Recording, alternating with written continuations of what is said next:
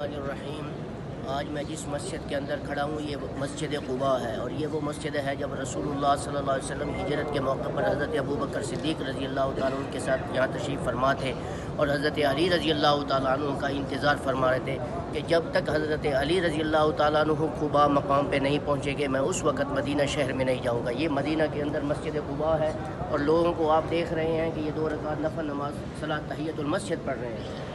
یہ بہت بڑی عظیم مسجد ہے، تاریخ اسلام کی پہلی مسجد جامعہ مسجد قباء، جس کا منظر میں آپ کو دکھا رہا ہوں مدینہ المنورہ کے اندر۔ الرحمن الرحیم، یہ کنواں جو آپ دیکھ رہے ہیں مدینہ المنورہ کے اندر، یہ وہ کنواں ہے کہ جب رسول اللہ صلی اللہ علیہ وآلہ وسلم کا جب اس دنیا سے انتقال ہوا، رحلت فرما گئے، تو صحابہ کرام رضوان اللہ تعالیٰ علیہ مجمعین نے اس کنویں سے پانی لے کر آپ صلی اللہ علیہ وسلم کو غسل دیا۔ یہ وہ مبارک